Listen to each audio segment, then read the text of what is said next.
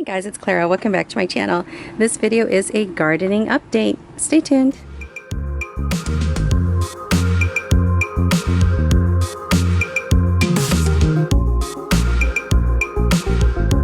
Alright, so we are definitely in the process of still cleaning up the garden. I ended up taking those white containers from the pergola area. There was like 8 of those containers. We changed the soil. I checked the bottom of each container to make sure it had good drainage and had some rocks down there.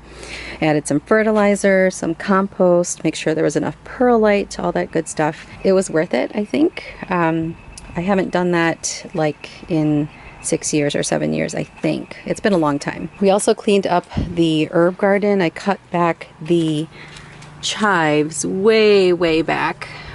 It was like spilling over into here.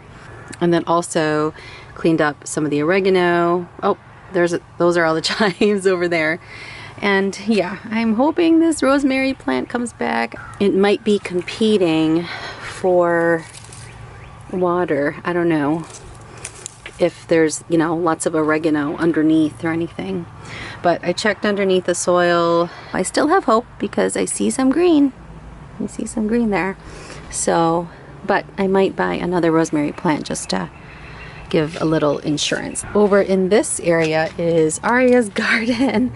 There's really not a lot here quite yet, but we did plant the Rapunzel tomatoes, which are perfect for her because she loves Rapunzel still. Some peas in the back there, some blush peas and sugar snap peas. Blush peas were from Emma Gardner. And then eventually I'll be getting my bean plants. I was going to start them on my own, but I think I've run out of time. It's the beginning of May. There might still be time, but I don't know if I will have the time. So when that happens, we'll put the bean plants right in front here. And I like to use these kind of pinwheel things from the Dollar Tree to kind of deter the bunnies. Those seem to work, especially if they are metallic like this one. And then I'll be putting a tomato cage around this. I might actually do another Rapunzel plant right there. It's waiting for me to decide what to do with it.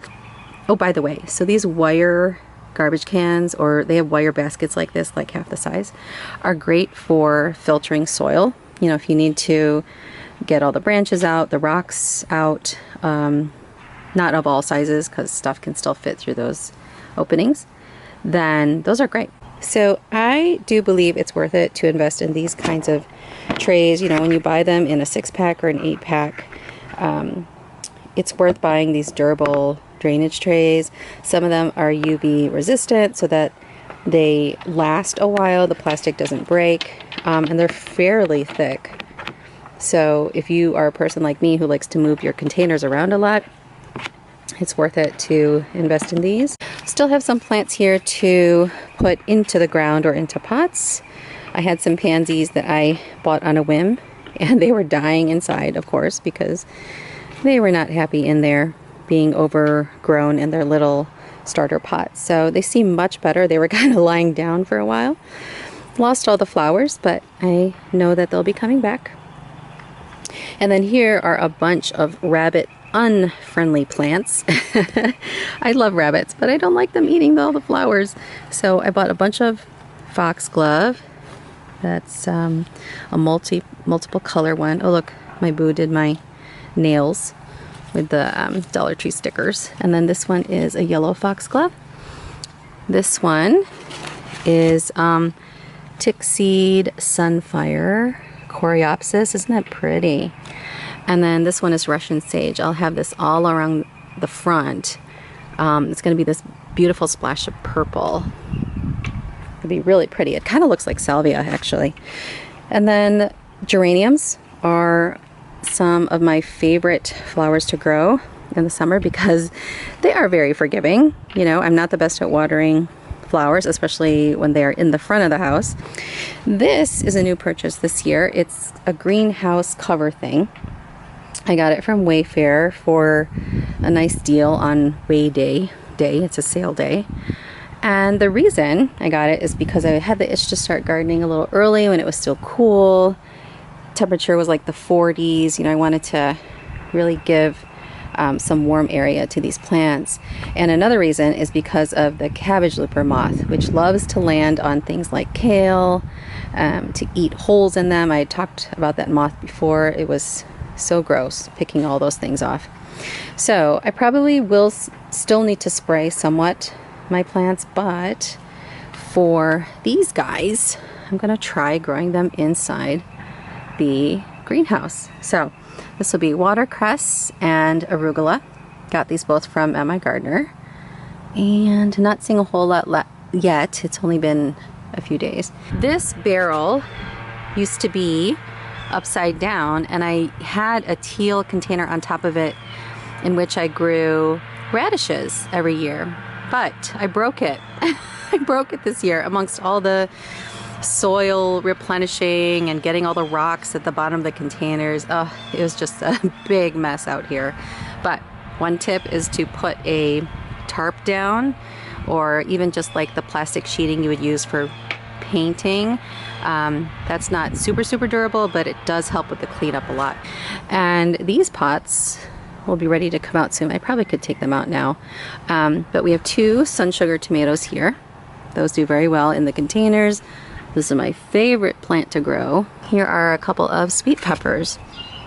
So what I like to do is follow the advice of Praxis, which is a YouTube channel, and he likes to cut his pepper plants way back in the beginning. It's almost heartbreaking actually, because it looks so sad, but like right here is where I would do it. So kind of trim a little of those leaves at the bottom for pest purposes or mold purposes, and then count 1, 2, 3, 4 right there. So all this will be coming off, and what that does is all that energy the plant was putting, let's see, maybe right there, into those flowers at the top, the plant will then put that energy into its root system. So then when the plant grows taller, it has a better root system to support more fruit or peppers. And yeah, the production is a lot more. I did like I did an experiment of doing that and not doing that, and it definitely works. It's worked for me. On the side here, 4 plants, so some peas here, the blush peas, sugar snap peas. That's from my gardener, that's from Dollar Tree, and then 2 sun sugar tomatoes. I wonder how they will do here though. I've never done tomatoes without having the cage around them. I might still put the cage, I don't know, but I think I can grow them up here, right? I would just have to tie them to the trellis and then watch for the very heavy branches that might happen with, you know, growing tomatoes. I don't know, but I've seen people do it, so I know it's possible.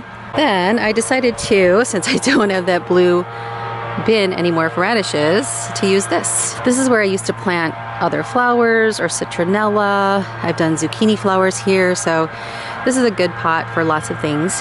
But for at least the next month or so, it'll be the China rose radish, which I've never tried, but it looks amazing. There was a fairy garden over here, but my daughter likes to play with them, and I am all for it. She plays with them like they're dolls. Hi. Hi.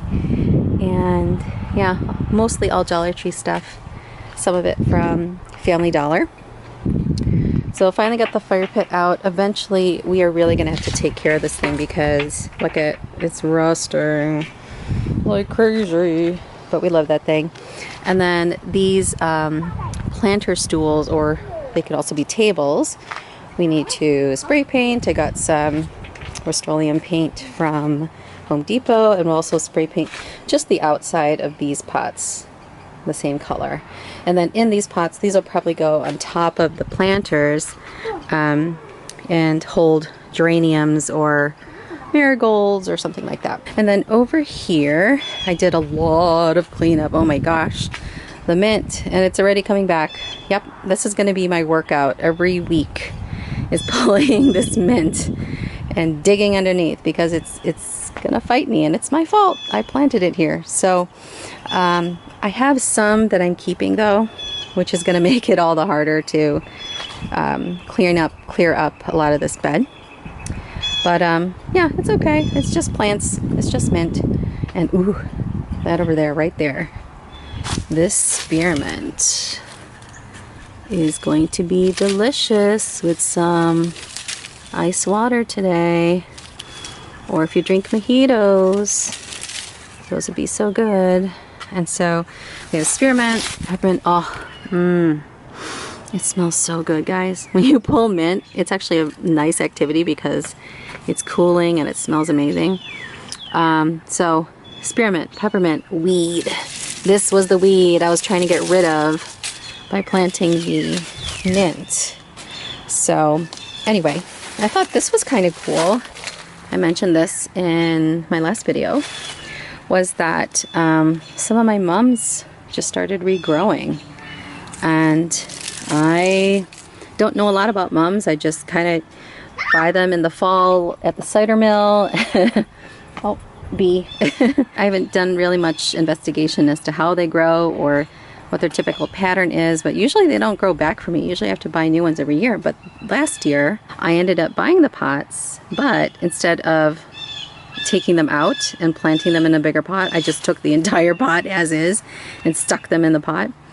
And so they essentially have stayed in this pot all this time. Just took them out of the pot and left them at the side of the house. And I was lazy, you know, I probably would have thrown them out and just left them alone. And so the flowers dried on the top. I cut all those back. And yeah, I don't think a lot of this is new growth. I think this is actually from the previous plant. Oh wait, no, this one's new growth. Yeah, it's interesting. So the Chelsea pink, those are the ones that came back the best probably. And then this one, these Goldcrest yellow, this one's kind of coming back. This one probably not. I've been watching for green. I don't see any. Anyway, so yeah, that's my mom's story. Learning new stuff all the time. And then in these brown pots, there were marigolds here before, and I just kind of let them dry at the end of the last season and kind of took their, here's one, kind of took their flowers and kind of broke them apart, sprinkled it around, covered with some soil. I'm curious to see what would happen. But we do have some little seedlings peeking out there. That's what that is. And this is, and I've grown marigold in starter pots before, so hopefully I know what they look like and I don't pull any out by accident. But what I'm learning is with these pots and growing seedlings in these big pots is that sometimes the soil will look puffy, and that's because stuff is happening underneath the soil and you might have seedlings coming through. That's what happened with the microgreens. I mentioned before doing something in the distance. I still haven't decided yet, but I stuck a pot over there. Hopefully that'll be some Russian sage. And here, I decided to do marigolds. I cleaned up all the garbage that was thrown in here. Marigolds and wildflowers. So I had packets of wildflowers just aging, and maybe they're probably dead. I don't know, but I just decided to throw them all in here and see what would happen. It looks a little dry. I'll need to water that container. Oh, let me update you on the microgreens. So it's been about a week and a half, and here's what the microgreens look like. They grew! So, see how that soil kind of looks puffy? Yeah, that was all the microgreens growing through there. So, I think, actually I let this go on a day too long because I can harvest these now. But yeah, I'm going to try this again with more of the microgreen seeds from Dollar Tree with a paper towel method to see how that works. And I'm going to enjoy this over some eggs and a sandwich and a salad. That's probably just enough. So it worked, guys. So excited. Now, what I would say is to not be afraid to plant too much seed, because I was afraid. I got a little scared over here. So if you notice, it looks a bit sparse. Yeah, it needed more seed. So like here it looks thicker because there was more seed. But yeah, I say if you see the microgreens packet in the Dollar Tree, pick it up, have some fun, you know, laugh at yourself if it fails. No big deal. It's just plants. And yeah, see what you can grow inside. So the stuff we have left to buy now that it is finally getting warmer, it's like 50s today, are the zucchini plants. I'm growing those for their blossoms, green beans, more flowers, and maybe a few more vegetable plants. But yeah, that is it for this garden update. Let me know, guys, what you're growing. I love to hear what people are growing in their gardens. Everybody has the stuff they love or the stuff that they're trying. It's just, to me, it's just so fun, and it's just so nice to be outside in nature growing things. And you really learn to be humble because there's so much in gardening that really isn't in your control, and that's okay. All right, so that is it for this gardening video. Thank you so much for watching, guys. Take care.